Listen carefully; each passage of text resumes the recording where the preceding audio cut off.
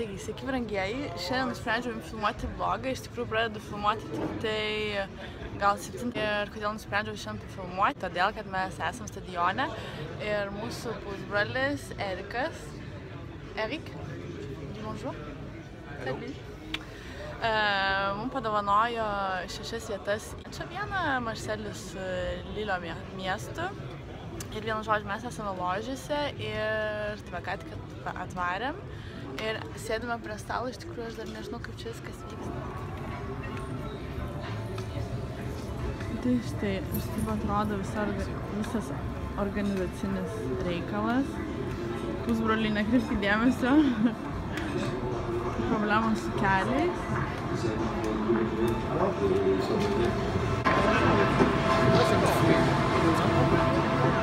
Tai šiaip atrodo mūsų naujas stadionas yra vienas iš didžiausių Europoje, man atrodo.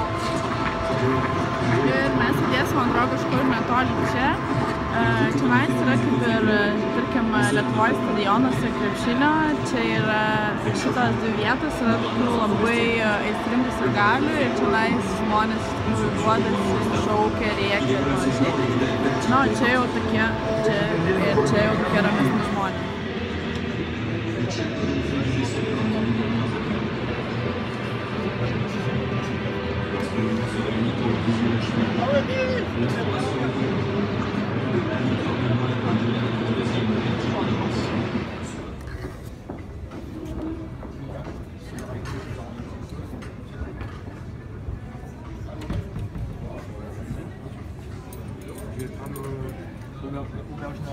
Ouais, je vais. Qu'est-ce que c'est, monsieur? Alors ceci, donc c'est des petites gambas avec un jus au thé vert au citron. D'accord. Il n'y a pas œuf dedans? Non. Ok. Ça a l'air comme œuf. Vas-y, sers-toi. Vas-y, vas-y. Je vais goûter ça.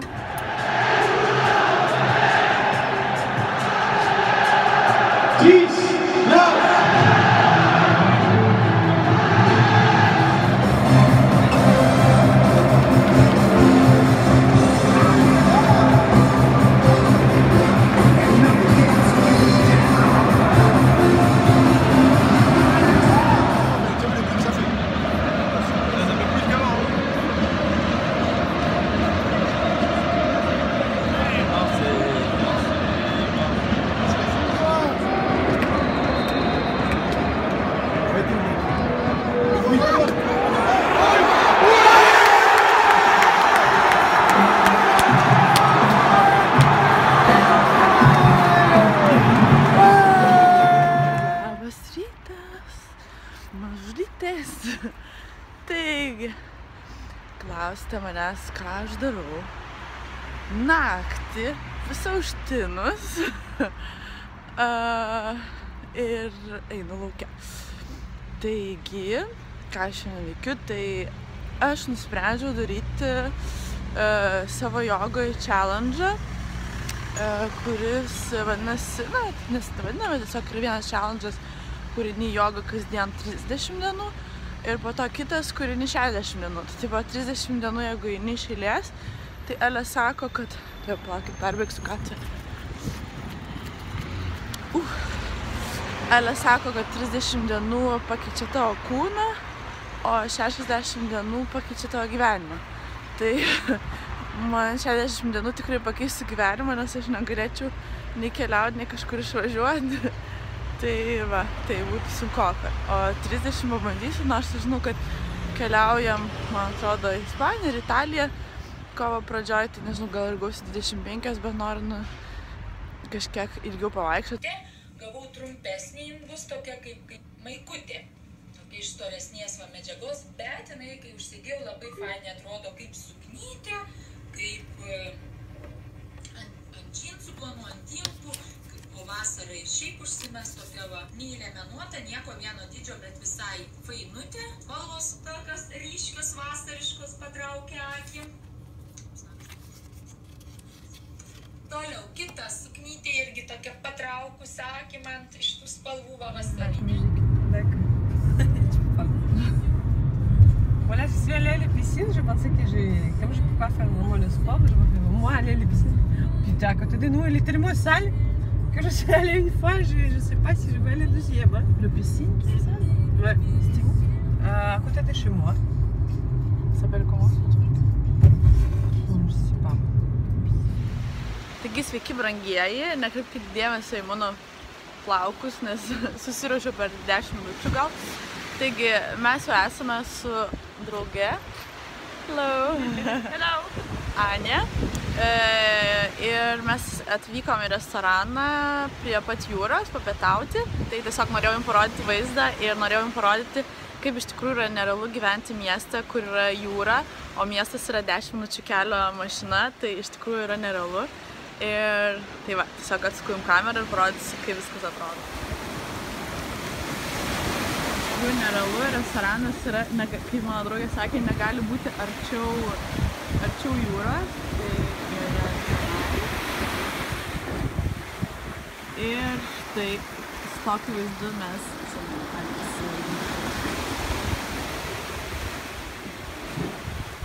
sveikatą, panos.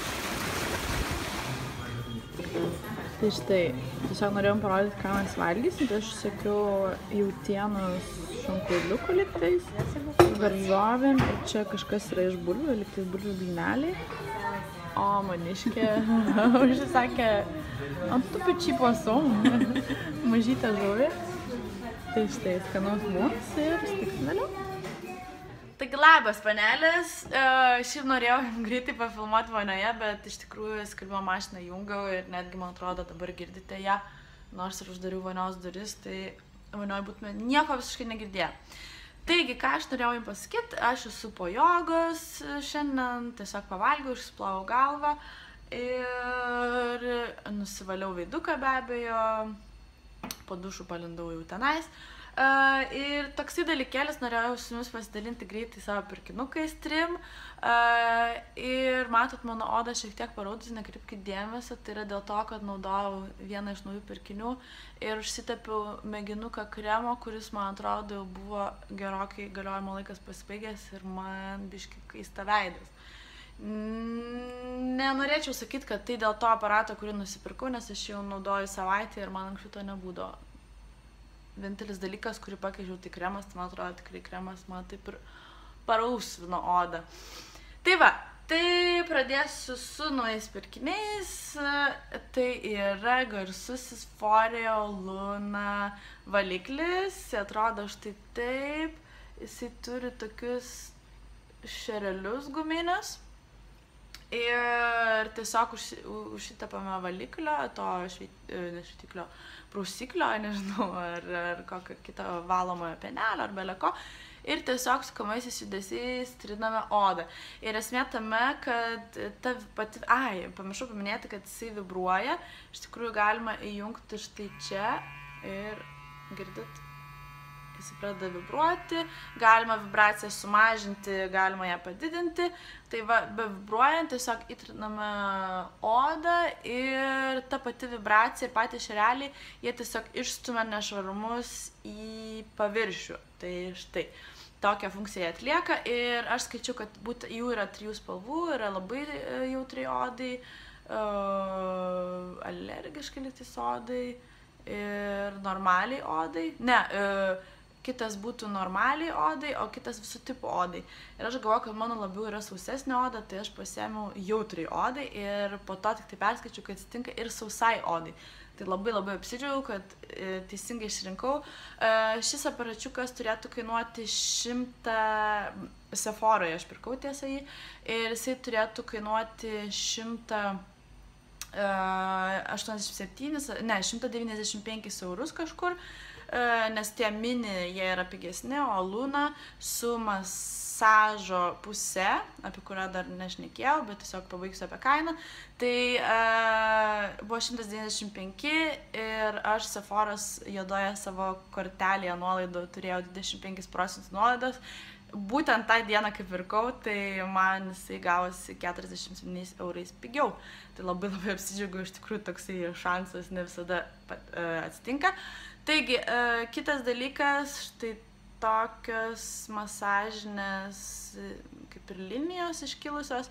Tai šitas dalykas tiesiog masažuoti odą, tai yra nuo senėjimo, tiesiog stangrina veido odą ir panašiai. Ką aš darau, aš tiesiog išsivalau odą, užsipu kokio serumo, dėl to ir pradėjau naudoti tokius mėginukus, nes serumo neturiu, o turiu tik tai kremą, o serumas geriau tiesiog įsitrina. Tai va, tai bandau visokius dalykėlius iš mėginukų ir sumasažuoju su šiuo dalykėliu. Vėlgi įjungiu vibraciją ir pradedu masažuoti. Greitai, tai jau daug šneku, tikrai nemoku, aš nežinau, man nesigauna labai lėtai šnekėti, tai yra trumpai šnekėti. Tik rezultatas man labai patinka, nes aš po labai ilgo laiko pamačiau, kad mano oda kažkas keičiasi. Man iškilo poros plagelių, tai čia matote, tai yra vienas. Ir ne, prie antakių tai jau prieš tai buvo, kai nusipirkau šitą, tai va tiesiog čia pabėrė. Ir nežinau, kažkaip gal kažkoks toks raudonumas būna, tai yra natūralu, nes aš savo veido niekada beveik nešveičiu, kažkokiais aparatais nevalau, tai man to anksčiau nebūdavo, tai dabar šiek tiek kartais parausta, bet tikrai jokio pašalinio poveikio. Na, tikras malonumas dirbti su šiuo aparatu. Prie jo Sephoroj vėlgi labai ilgai ieškojau, bet sustojau ties šiuo valomuoju tiesiog valikliu veido ir jis atrodo štai taip. Tai yra, aš nežinau, ar taip rodo, jo, gal taip parodyti. Tai yra valiklis iš Glam Glow, Matte Foam, tai yra su purvu maišytas toksai valiklis, jisai putoja, kai pradedi trinti. Šis valiklis kainavo, aš tikrai nepamenu, nuo 28 iki 35 eurų, nes aš žiūrėjau labai tarp daug produktų ir kainos vyravo maždaug nuo 28 iki 35 eurų. Tai neprisimenu tiksliai, kiek aš už jį mokėjau. Ir paskutinis dalykas yra žiauriai pigus dalykėlis, kurį pagaliau įsigijau ir labai tom džiaugiuosi. Ir jis yra visiškai paprastas plastikinis dalykėlis, bet rezultatai yra nerealūs ir jūs privalote įsigyti. Tai yra liežuvio valiklis. Ir jis atrodo štai taip, aš jį mokėjau 3,5 euro, bet jų galima nusipirkti žymiai pigiau. Tiesiog aš nenorėjau nei siūstis, nei kažką iš interneto, tai užsakiau, tai yra nusipirkau vaistinėj. Ir vienas, matote, yra viena pusė su mėlynais šereliais ir kita tokia plasmasinė. Na, šereliai taip normaliai pagremžia tą odą, padeda pakelti nešvarumus nuo liežuvio, o tas baltas jau su juo viską nuvalote nuo liežuvio. Na ir tiesiog kažkoks stebuklas, nežinau, tikrai žiauriai džiaugiuosi jo ir jums patariu ir jūs privalote savo liežuvį valytis, valydamas į dantis, ryte ir vakare iš tikrųjų, ir na, iš tikrųjų tai yra privaloma, man atrodo, net jau kažkada minėjau. Gerai, tas toks mano pokalbis truko, man atrodo, pusę mano vlogo. Tai nenoriu išsitęsti. Nežinau, gal aš šiandien ir su jumis atsisveikinsiu, nežinau, ar bus vykęs šis mano vlogas. Iš tikrųjų galvojau, kažko įdomesnio parodysiu, bet nežinau, yra taip kaip yra. Šiek tiek atpratau filmuoti su kamera, taigi nepykit, jeigu, nežinau, kažkas man nepavyks, ar nusišnekėsiu vienu momentu ar panašiai. Tai va, ką aš dabar darysiu, tai sakau, susirašiau ir varysiu į darbą, laukiamės vėl kitas susitikimas, pats tas darbas, kurį aš šiaip darau. Ir po to liktais nieko aš jau ir nedarysiu, nes vakar, kaip ir minėjau, variau į prancūzų pamokas, variau susitikimą, variau į gimtadienį ir tikrai buvo mirtis alyvose ir šiandien šiek tiek geriau jaučiuosi. Ir po darbo aš tikiuosi, nežinau, tiesiog įsijungti filmą kažkokį, išgerti arbatos ir eiti miegoti. Tai va, kad kitą dieną, nes rytoj yra šeštadienis, poryt sekmadienis, mums savaitgalį yra labai daug darbo, ne taip kaip normaliems žmonėms. Ką dar aš norėjau pasakyti? Nežinau, noriu iš tikrųjų sužinoti, ko jūs labiau norėtumėte mano bloguose. Tai ar būtų kažkokios, nežinau, ar gamtos, ar tai būtų kažkokie vaizdeliai iš miesto, ar tai būtų tiesiog galbūt mano šiaip rutina, ką aš atsikėlus gal, tarkim, darau, nors tai nėra kažkas ypatingo, bet nežinau, gal kaip veidą valau, ar ką valgau. Na, žinau, kad daug kam įdomu, ką valgau, bet labai retai man pavyksta tai nufilmuoti iš tikrųjų. Tai nežinau, jeigu jūs tikrai jau domintų, tai aš tikrai pasitengčiau pafilmuoti. Ir nežinau, tiesiog pasakykit, ką norite dar iš manęs pamatyti, nes kaip žinote, po kosmetiką aš nelabai nusimanau, dėl to ir nenoriu belio ko filmuoti. Tai tiek, man atrodo, buvo iš mano 2-3 dienų vlogo. Ir tikiuosi tiksime greitai, mylis, bučiuoju ir iki.